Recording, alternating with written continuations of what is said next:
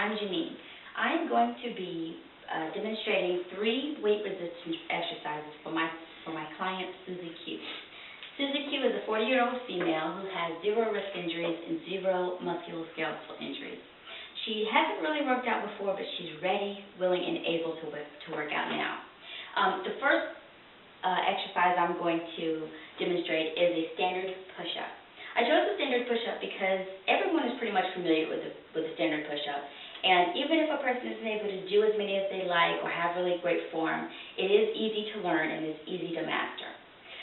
The push-up is a multi-joint closed chain exercise, and you use your body weight for the resistance, so I like that. You don't have to have any extra apparatus to do it.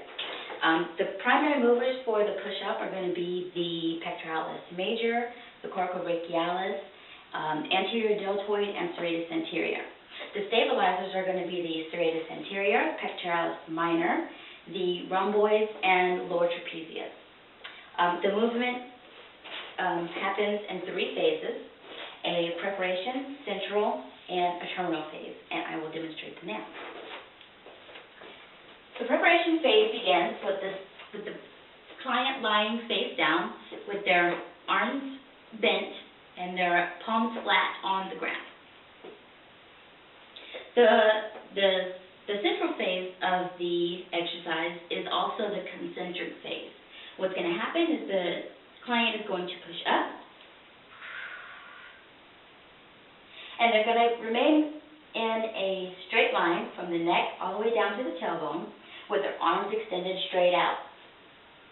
At the top of the exercise, the up position, the client is going to give a gentle squeeze with the chest muscles, and this is going to be the isometric phase of the exercise.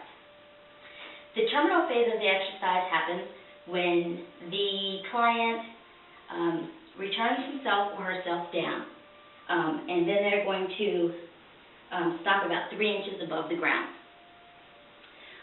That is the terminal phase of the exercise, and that is also the eccentric phase of the exercise. A couple of things that some people might do incorrectly with the exercise are: 1, they may have the butt sag. This we do not want to do at any point in time when we're doing a push-up. You always want to keep form. Another mistake that some people make is to do the inverted V. Both of these mistakes will both of these mistakes are going to throw your body out of whack. And when you're doing a standard push-up, you always want to remain neutral in your spine and your back. That's because when you do, you not only strengthen your core, but you have good form, and you keep your abs tight and your glutes tight. So that is the first exercise. Now we are going to do the points of evaluation. Okay, so I am going to, when doing this exercise on your client, they are going to be working their pectoralis major muscle. So it is very helpful if you are able to palpate them. Being that it is a push-up, it is a little bit tricky to get under there and palpate the muscle. So what I'm going to do is I'm going to palpate the secondary primary mover, which is the triceps brachii. If they're doing the exercise correctly and they are lifting their own body weight, then the triceps is going to get worked very well. So push-up position. Okay. Before he starts, I'm going to take a quick look and make sure that his joint position is okay. I want to make sure that his shoulder is in line with his elbow, and I want to make sure that his hip is in line with his back. So everything is at a nice straight level position. I'm going to palpate the muscle before the contraction, and I'm going to go ahead and let him do a couple of repetitions. Go ahead. Here I'm going to be looking for control of the movement. 1, I'm going to look for speed. I want to make sure that it's slow and controlled. There's no herky-jerky going on. The next thing I'm going to look at is the line of motion. I want to make sure that it is precise. I want to make sure that all of his lines are okay and nothing is doing this or this. The next thing I'm going to look at is the integrity of his joint range of motion. Is he going down all the way? Is he able to lift himself up all the way? And it looks really good. It doesn't seem like he's struggling at all. Next thing I want to look at is the transition of the phases, the preparation, central, and terminal phase. Everything is done in one complete movement. It's very fluid. So that's exactly what I want to look for, and that's exactly what he's doing. I want to make sure also that his alignment and posture is okay from start to finish, and it is. And last thing I want to make sure is he has tension when he's doing the movement in his primary mover. I am going to go ahead and palpate a little bit here. And definitely there is tension. Okay, you can stop. Okay, so with the points of evaluation done, I can definitely say it's clear and concise that my client knows how to do a push-up, can do it with good form, and maintains his structural and integrity when he's doing the exercise. The second exercise that I'm going to demonstrate for my client, Susie Q, is the stability ball sit-up. I chose the stability ball sit-up because it is effective in strengthening the core. The use of the ball is really good also because it increases balance and stability along with strengthening the core. I love the ball because it is low cost, it's portable, and it challenges your brain and proprioceptors because of the unstable surface. The stability ball sit-up is a multi-joint open chain movement, and the primary movers are going to be the rectus abdominis, obliques, iliopsoas, rectus femoris, and the stabilizers are going to be the sternocleidomastoid, the serratus anterior, the rhomboids, and the lower trapezius. And I will demonstrate the movement. Again, the movement is going to take place in 3 different phases: the beginning phase, the central phase, and the terminal phase. So the beginning phase is going to happen with the client with their feet flat on the ground and their arms either unclasped behind their head or crossed in front of their chest. I'll perform it crossed in front of my chest. Okay? You want to make sure that the body is kind of like in a plank position with the ball at the shoulder blades and coming down towards like the hip, or the small of the back. Like I said, this is the beginning phase. The central phase is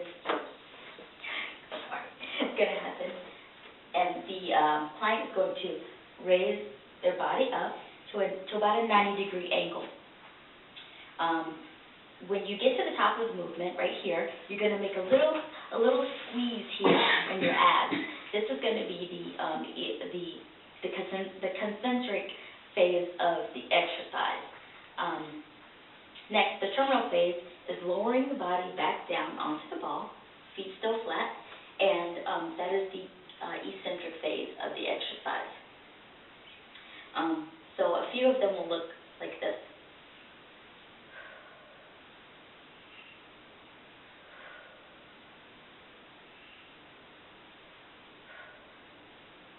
Now, a couple of things that some people might do wrong is, one, they may bury their chin to their chest, like this. So it may look like this. Another mistake that might be made is that when the client goes back, they're going back too far. Being that we're already on an unstable surface, it might throw the center of gravity off, and it's really kind of hard to recover from this as opposed to this. So they might lean back too far and kind of get off balance, and they might fall, and that's going to be a big old mess. Also, when you make these movements, you want to make sure that everything is in line, because posture is key when doing something like this. You want to make sure that you keep your abs tight. A safety consideration for this exercise. This is very unstable, like I've said. When you're doing this exercise, or when your client's doing the exercise, you want to make sure that the surface that they're on is bone dry. If there's sweat on the ground, or if maybe they just had a drink of their water bottle and there's water on the floor, that's not going to be good. The ball could slip, the person's shoe could slip, and then not only are they going to fall, but they're going to have the momentum of falling off the ball. So that's it. And now we are going to do the points of evaluation.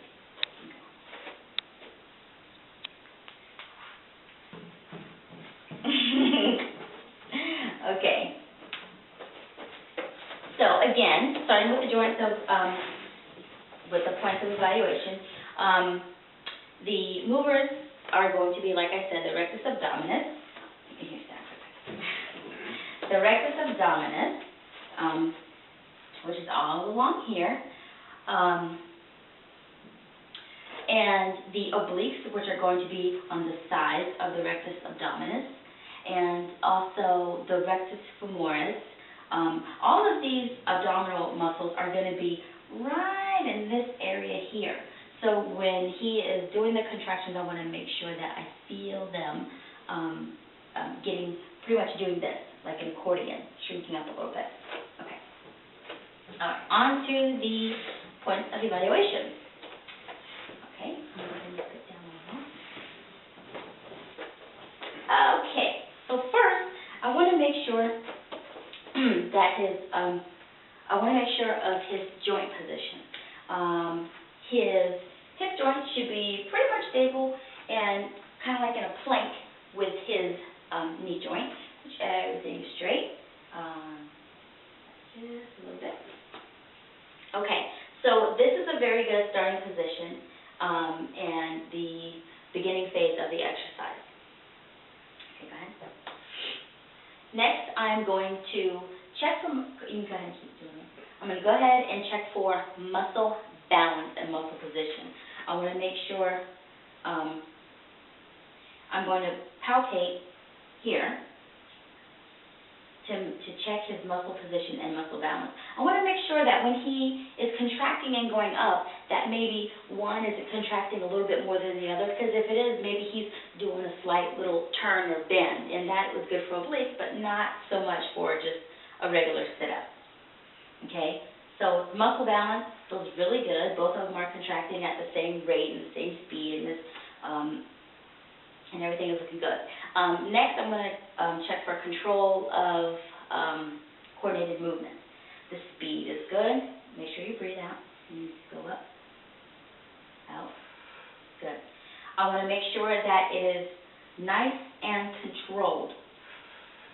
It's slow, it's controlled. It's not too fast going up, not too fast coming down, so it looks really good. Next, I want to make sure that his line of motion is precise.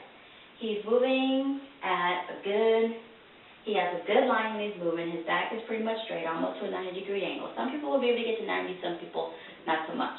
This looks really good. You do want to straighten up your back a little bit when you come up. Good. Okay. Next, I'm going to look for the integrity of the joint range of motion. His hips are gliding very smoothly, so that it looks like it is perfect. His transition phases from beginning to the terminal phase is very good. Breathe. And I want to make sure that his alignment and posture is good. His feet are planted on the floor. His shoes on. His feet are planted on the floor. Everything looks good. Everything is in line. And then, of course, I already palpated his rectus abdominis muscle, and there is tension when he does his movement. Very good. And that are the points of evaluation for the stability ball sit-up.